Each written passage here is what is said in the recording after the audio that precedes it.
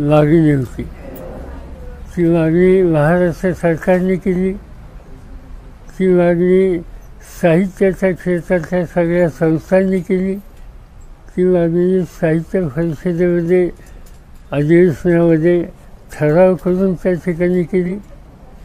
आणि माझ्यासारखे अनेक सहकारी की ज्यांना या सगळ्या प्रश्नामध्ये आस्था आहे, तर आम्ही लोकांनीसुद्धा व्यक्तिगत पत्र केंद्र सरकारला लिहिली आणि या संबंधीचा आग्रह केला. आज वृत्त जे वाचायला मिळालं, केंद्र सरकारने 5 भाषेला अभिजात दर्जा देण्याच्या संबंधीचा निर्णय घेतला. त्याच्यात आसामी असेल, त्याच्यात फाली असेल, त्याच्यात मराठी असेल आणि आणखीन 2 भाषा असतील. या निर्णयाचा उपयोग भाषांचं महत्त्व वाढण्याच्यासाठी अतिशय होणार आहे. उदाहरणार्थ मराठी भाषा म्हटल्याच्या नंतर यापूर्वी मराठी भाषेत जे काही लिखाण झालं आणि फारसं लोकांच्या नजरेसमोर नाही, ते लोकांच्या नजरेसमोर आणण्याच्या संबंधीचा एक मार्ग खुला झाला. याशिवाय नवी पिढी या संदर्भात काही लिहू पाहत असेल तर त्यांना प्रोत्साहन देण्याची संधी मिळाली. आणि प्रतिवर्षी सरकारच्याकडूनसुद्धा या क्षेत्रात काम करणाऱ्यांना अर्थसहाय्य देण्याच्या संबंधीची तरतूद ही त्याच्यामध्ये आहे. त्याचाही त्याचा लाभ होईल. आणि म्हणून हा जो काही निर्णय झाला, याला उशीर झाला, पण जरी उशीर झाला तर तो झाला याचा आनंद केंद्र सरकारचं या बाबतीत मी अभिनंदन करतो. पण राजकारणातली जी मराठी भाषा सध्या वापरली जाते त्याबाबत तुम्ही काय म्हणाल?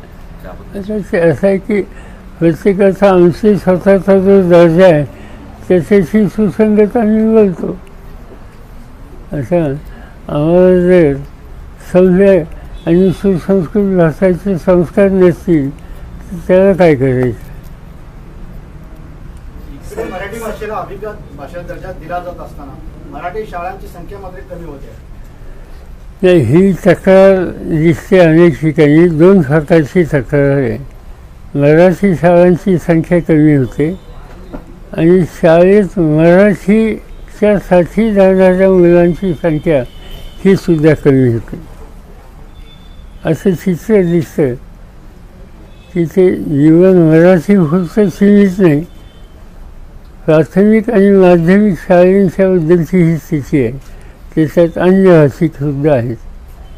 आता मी एक उदाहरण सांगतो. मी स्वतः रयत शिक्षण संस्थेचा अध्यक्ष आहे. ही महाराष्ट्रातली एक मोठी संस्था आहे. आता आमच्या पुढे जे प्रश्न आहेत त्याच्यामध्ये दिवसेंदिवस मुलांची संख्या कमी होते संस्थेच्या शाळांच्यामध्ये. याची चिंता आम्हाला लोकांना आहे. आणि हे असंच चालू झाले तर काही शाळा बंद होतील. आणि नुसत्या शाळा बंद होणार नाही, त्याच्यामध्ये असलेल्या शिक्षकांच्या नोकऱ्यासुद्धा काही परिणाम होण्याची शक्यता आहे. आणि म्हणून या प्रश्नाच्यासाठी स्वतंत्र बसावं लागेल. राज्य सरकारला याच्यात लक्ष द्यावंच लागेल. मुलांची संख्या कमी होणं हे महाराष्ट्राच्या दृष्टीनं, शिक्षणाच्या दृष्टीनं आणि मराठी भाषेच्या दृष्टीनं अतिशय चिंताजनक आहे. आणि त्याच्यातनं काहीतरी मार्ग काढावाच लागेल. लहान मुलांच्यावरील अत्याचाराच्या घटना, खास करून मुलींच्यावरील घटना थांबत नाही. पुण्यात पुन्हा त्या घटनेची पुनरावृत्ती झाली. तर काय नेमकं धोरण आखलं जावं? असं आहे की सरकारने एक योजना काढली, लाडकी लेक. लाडकी लेक योजना, त्याच्यातून मुलींना अर्थसहाय्य या गोष्टीचं स्वागत करायला हवे. पण निवड तेवढं भागत नाही. त्याच्यात 2 गोष्टी आहेत. एका बाजूने लाडकी लेकच्या संबंधीची सहाय्य करण्याची भूमिका आहे आणि दुसऱ्या बाजूने मुलींच्यावरचे अत्याचार, मुलींना नोकरीच्या संबंधीची संधी न ठेवणं या गोष्टीसुद्धा दिवसेंदिवस वाढत आहेत. अलीकडच्या काळामध्ये महाराष्ट्रामध्ये सगळ्यांनी एका गोष्टीला अतिशय महत्त्व दिलं आणि ते योग्य होतं, की म्हणजे बदलापूरचा जो काही प्रकार झाला त्याच्यामुळे सगळ्या महाराष्ट्रामध्ये एक प्रकारची अस्वस्थता होती. एका बाजूने लाडकी लेक म्हणून तिला काही अर्थसहाय्य करायचं आणि दुसऱ्या बाजूने तिच्या संरक्षणासाठी दुर्लक्ष करायचं, याच्याबद्दल अत्यंत नाराजी आणि अस्वस्थता ही सगळ्यांच्यामध्ये आहे.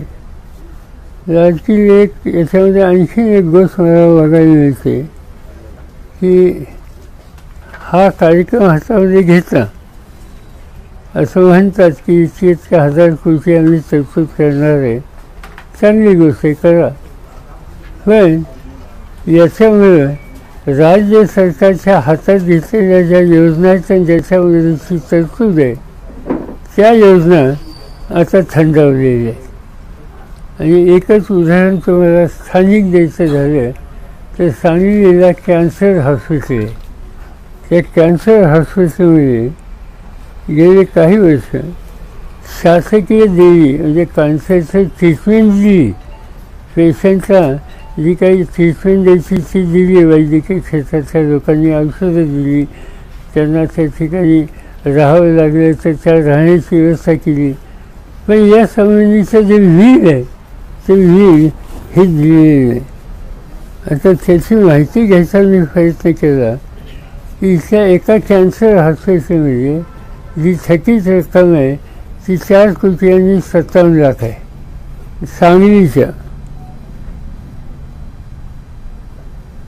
आणि महाराष्ट्रात जे सगळे कॅन्सर हॉस्पिटल आहेत सगळ्या राज्यातली, त्यांची थकीत रक्कम 700 कोटीच्या जवळपास आहे. म्हणजे कॅन्सर हा रोगाचा आणि चिंतेचा एक विषय. पण हॉस्पिटल काही फक्त कॅन्सरची नाही आहेत आणि कॅन्सरची कमी आहेत. इतर हॉस्पिटल सगळ्या राज्यामध्ये जे आहे त्याची काय अवस्था आहे, तिथं औषधाच्यासाठी पेमेंट होत, बाकीच्या सुविधेच्यासाठी पेमेंट. हे एका वैद्यकीय क्षेत्राचं उदाहरण तुम्हाला मी सांगितलं. असे अनेक क्षेत्र आहेत की जिथं सरकारने योजना आखल्या, सरकारने बजेटमध्ये तरतूद केली, पण सरकारने त्या संबंधीचे पैसे उपलब्ध करून दिले नाहीत. आणि खाजगी विचारलं अधिकाऱ्यांना तर ते लाडकी योजनेकडं तिकडं लाडक्या लेखीकडं लक्ष देतात. होते नव्हते ते सगळे पैसे तिकडं आम्हाला डायव्हर्ट करायला सांगितले आणि त्यावेळेला आमचा नाईलाज आहे असा अधिकारी स्वतःचं नाव जाहीर करू नका असं प्रेमाने सांगत वस्तुस्थिती सांगतात. नितीन गडकरींनी असं एक स्टेटमेंट केलं होतं जाहीर सभेमध्ये की ह्या ज्या फुकटच्या योजना आहेत त्यांची अंमलबजावणी कुठलं सरकार असलं तरी करू नये, त्याचा विपरीत परिणाम हा राज्यांच्या देशाच्या अर्थकारणावर होतो. तर तुमचं काय मत आहे त्याच्या बाबतीत? असं गडकरींचं एक वैशिष्ट्य आहे, त्यांना योग्य वाटलं ते सरकारचे विरोधी असले तरी ते बोलायला कधी थांबत नाहीत. आज येत आहेत विचारा तुम्ही त्यांना. आणि त्याच्यामध्ये अशा ज्या योजना आहेत तर त्या योजनेच्या संबंधी त्यांची मतं फरफर आहेत आणि ते सतत मानतात. आता खरं सांगायचं म्हणजे एकटे गडकरीच असं बोलतात असं नाही. एकदा माझ्या ऐकण्यात आलं होतं की प्रधानमंत्र्यांनी कुठचंही भाषण केलं, आत्ताची गोष्ट नाही काही दिवस झाल्यावर, की ही रेवली संस्कृती, त्यांनी शब्द वापरला रेवली, हां ही रेवली बंद करा, रेवली प्रश्न सुटणार नाही आणि म्हणून ही रेवली संस्कृती बंद करा असं प्रधानमंत्र्यांनी सांगितलं होतं. गडकरी साहेब अधिक स्वच्छ सांगतात, स्पष्ट सांगतात आणि त्यांना योग्य वाटतं आणि खरंच अनेक गोष्टी योग्य असतात त्याच ते सांगत असतात. त्याचं कारण त्यांना प्रशासनाच्या संबंधीचा वास्तव दृष्टिकोन घेण्याची त्यांची सवय आहे आणि ती माझ्या मते योग्य आहे. या सरकारचं मत आहे की या योजनेमुळे महाराष्ट्रातल्या ज्या महिला आहेत त्या आर्थिकदृष्ट्या सक्षम होतील आणि समृद्ध होतील. कोणी किती जरी टीका केली असली. इव्हन बाजारात मार्केटमध्ये सुद्धा त्याचा परिणाम होईल आणि अर्थव्यवस्थेला उभारी मिळेल असं मुख्यमंत्र्यांचं मत आहे. आणखी योजनेतून जे पैसे दिले जातात त्यामुळे ते पैसे मार्केटमध्ये येतात आणि मग ती मार्केटमध्ये नुकसान होते असं त्यांचं मत आहे. नाही, असं आहे की तुमच्याकडे किंवा माझ्याकडे 500 रुपये किंवा 1500 आले, आपण कुठे ना कुठे खर्च करणारच ना. मग तो कशासाठी खर्च करतो, मार्केटमध्ये खर्च करतो, हॉटेलमध्ये खर्च करतो, सिनेमाला खर्च करतो, कुठेही खर्च करतो. तर याचा उपयोग कुठे ना कुठे तर भगिनीला हे होणार.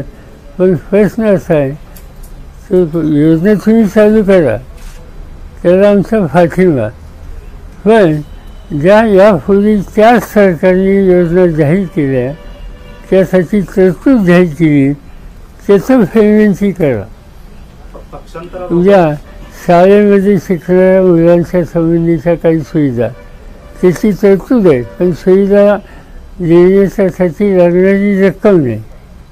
पक्षांतराबाबत न्यायपटलावर अंतिम टप्प्यात सुनावणी सुरू असताना सरन्यायाधीशांच्या घरी मोदींनी जाणं आणि त्याच्यानंतर तुमच्यासारख्या राजकीय पक्षांनी त्यांच्यावर संशय व्यक्त करणं, हे कितपत म्हणजे याच्याकडे कुठल्या दृष्टिकोनातून तुम्ही पाहता? मी या दोन्ही गोष्टीवर भाष्य करू इच्छित नाही की देशाचे सर्वोच्च पदावरचे न्यायाधीश आणि प्रधानमंत्री या सगळ्या ह्या इन्स्टिट्यूशन्स आहेत, त्यांची एक प्रतिष्ठाही ठेवणं सगळ्यांची जबाबदारी आहे. तसं इन्स्टिट्यूशनची प्रतिष्ठा ठेवणं सगळ्यांची जबाबदारी आहे.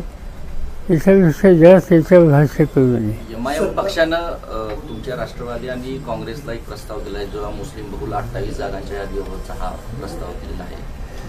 माझ्या वाचण्यात आलं, मी काही बघितलं नाही, कारण माझ्या पक्षापुरतं हे काम जयंत पाटील बघतात, त्यांच्याकडे काही दिलेले असेल, माझ्यापर्यंत आलेले आणि निर्णय घेण्याच्या प्रक्रियेत या आमचे बाकीचे लोक आहेत, मी नाही. एकीकडे सरकार योजनांचा पाऊस पाडत आहे, त्याचबरोबर आर्थिक सुद्धा देत आहे, मग त्याच्यात सरकारच्या तुजीवर फरक पडतो. प्रश्न असा आहे की ते पाऊस पडत आहे हे सगळं ठीक आहे, पण पाऊस पडण्याच्या नंतर पैशाचा ते पैसे आणले पाहिजेत ना कुठेही. नुसते झळ घेऊन चालणार नाही, पाऊस पडायला पाहिजे. मला एक संलग्न प्रश्न, काल खासदार वर्षातही यांनी घोषणा केली की आमचं सरकार आलं की आम्ही 3000 रुपये बहिणींना देऊ.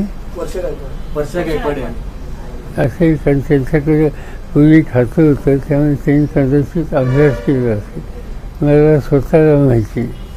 तुमच्या पक्षामध्ये जास्तीत जास्त आता इन्कमिंग व्हायला लागलंय तुलनेला, इतर पक्षांच्या तुलनेला एनसीपी तुमच्या ह्याच्यामध्ये जास्त इन्कमिंग व्हायला लागलंय. याचा काय परिणाम होईल आणि तुम्ही मुख्यमंत्री पदासाठी इच्छुक नाही असंही सांगितलं. तुम्ही नाही,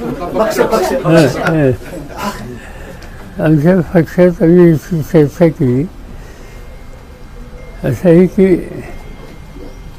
एक म्हण आहे, म्हणजे मी काही जाती असं बोलतो असं समजू नका.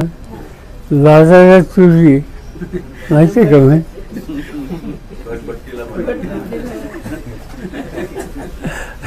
कशाचा काही पत्ता नाही. आजच त्याची चर्चा, अजून निवडणुका व्हायच्यात, मेजरचे आहे का? सरकार बनवायचं म्हणजे तर बहुमत पाहिजे, बहुमत असलं तर नेता निवडते, नेता निवडला तर मुख्यमंत्री होत. आणि कशाचं काही नाही, उगीच आपलं काहीचे काय जयंत पाटील कधी याच्यावर बोलतात का? त्यांना माहिती आहे वस्तुस्थिती काय. सध्या राज्याची जे काय वातावरण चालू आहे, सध्या राज्याची परिस्थिती काय वाटते आपल्या? एकीकडे महागाईचा विषय कोणच घेत नाही, फक्त पक्षांतर चालू राजकीय विषय.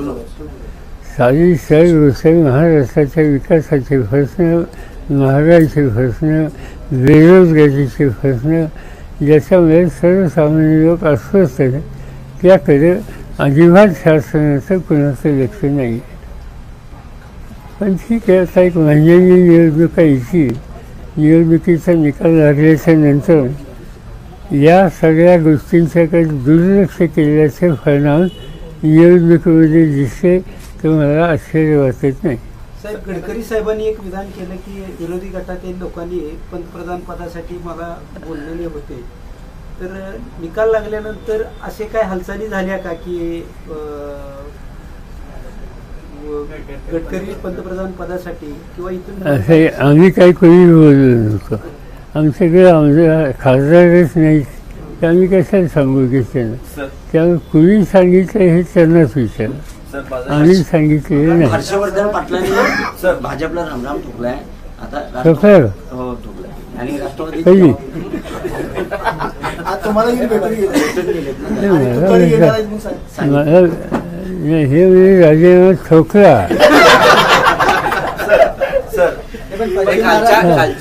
मग खरं काय कधी प्रवेश करणार आहे हर्षवर्धन पाटलांचा? माहिती नाही सध्या. आज काय करताय साधारणतः आज साधारणतः दुपारी 2 वाजेपर्यंत काय होते ते बघा, नंतर बोलू. मी जिल्ह्यातच आहे. पण काल पण देखील तुम्ही काही दुष्काळी भागातील नेत्यांना, माझ्या आमदारांना भेटला, खास करून पुराटपाडी मतदारसंघात. नाही ते माझे जुने सहकारी आहेत. एकेकाळी त्या लोकांनी मी एकत्र काम केलं. हनुमंतरावती त्यांचे वडील, ते स्वतः, त्याच्यानंतर दुसरे जे देशमुख त्यांचे वडील माझ्यावर होते, हेही होते. जुन्या सहकारी बऱ्याच वर्षात घेत नाही. मी चालू म्हणून प्रेमाने भेटायला. आपल्या बैठकीतून बाहेर पडल्यानंतर थेट त्यांनी भाजप सोडलं, मी राष्ट्रवादीच पवारसाहेबांच्या गेलो असं सांगितलं. सांगितलं का? त्यांनी सांगितलं की भाजप बैठकीत काय झालं सांगितलं, घेतलं घेतलं ना. दाखवा साहेबांना काय शब्द भाजपने आम्हाला शिवसेनेला विकला हा सुद्धा शब्द त्यांनी प्रेस घेतली बाहेर. हो जाता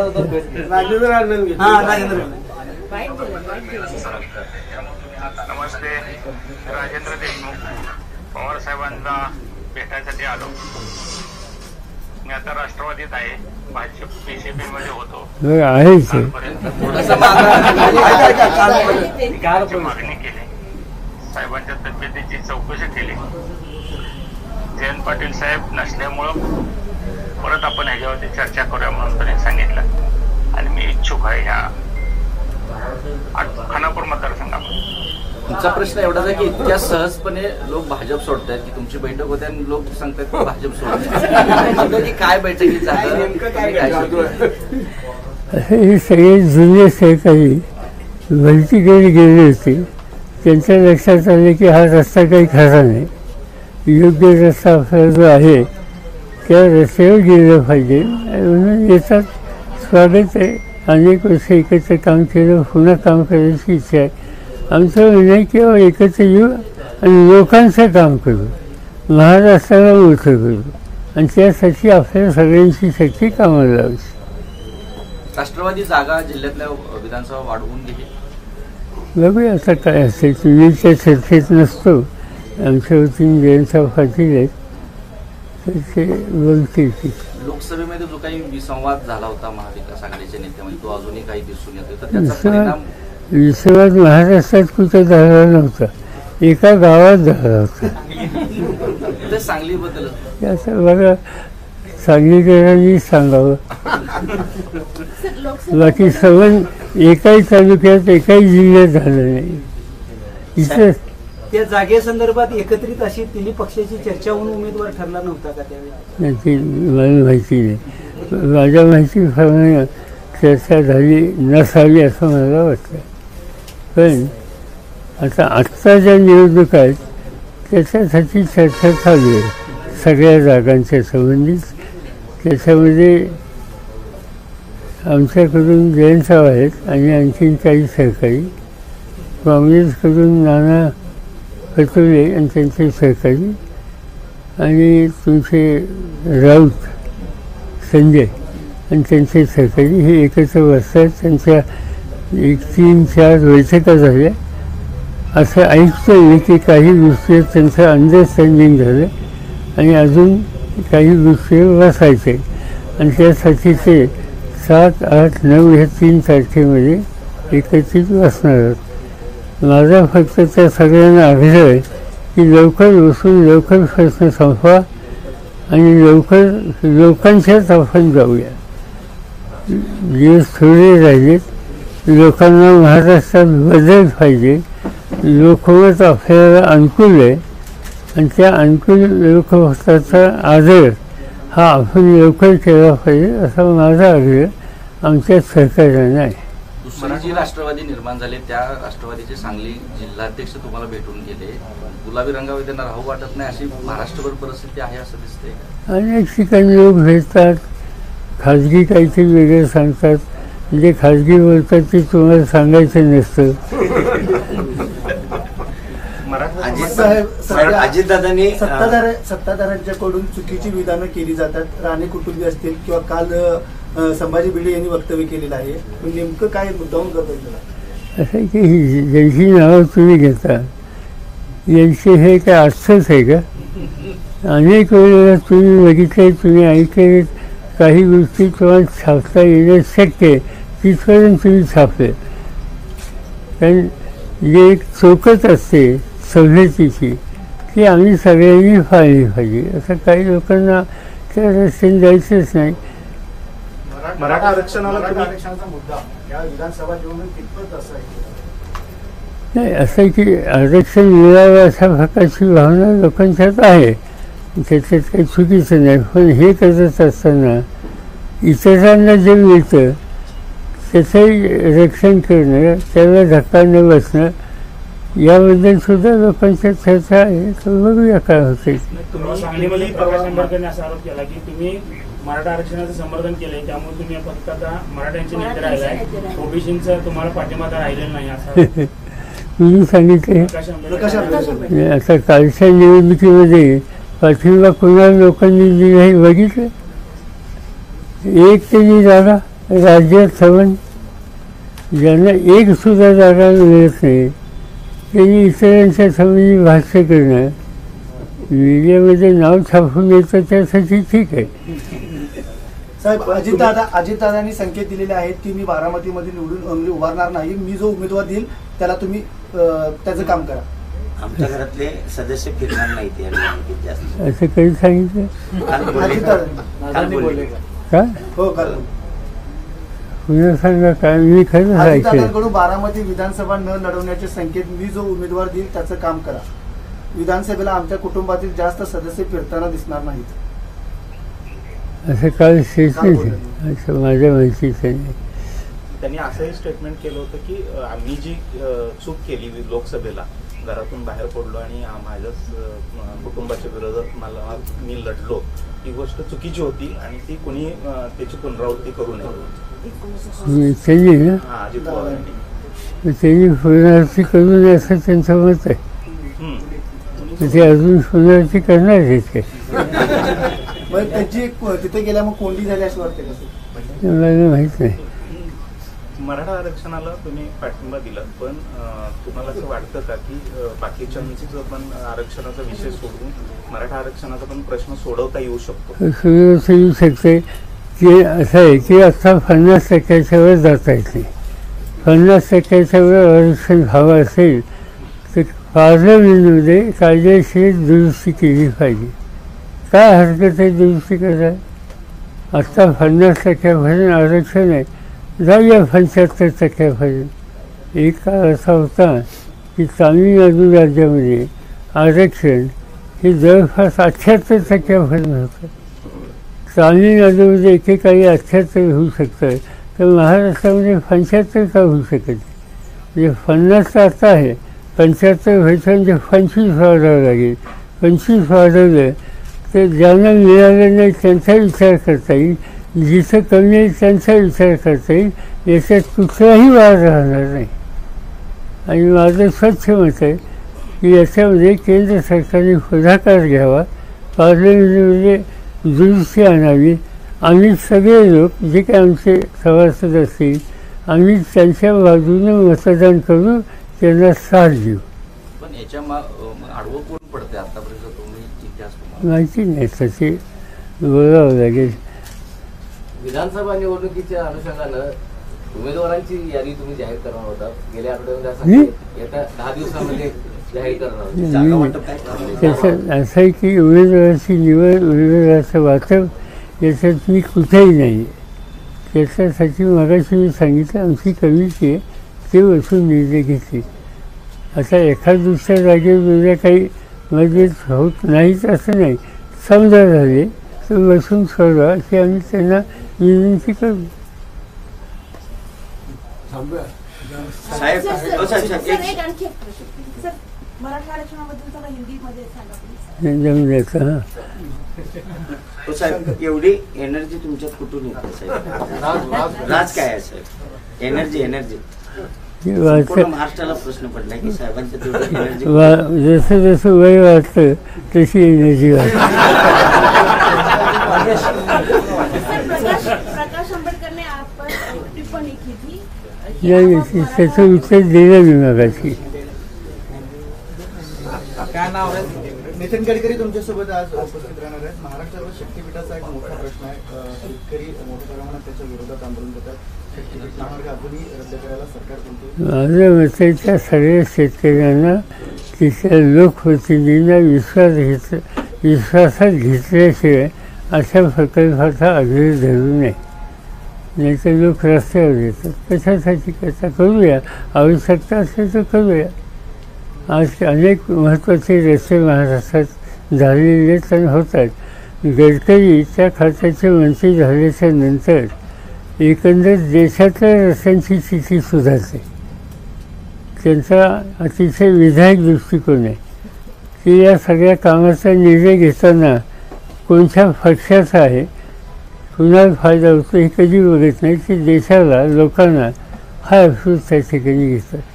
आणि असं अनेक चांगले रस्ते त्यांनी केले. जर आज तुमच्या जिल्ह्यात तुम्ही कधी जर फलटणच्या या भागात जाताना जो रस्ता आहे, पूर्वीचा रस्ता आणि आजचा रस्ता त्यात फार फरक आहे.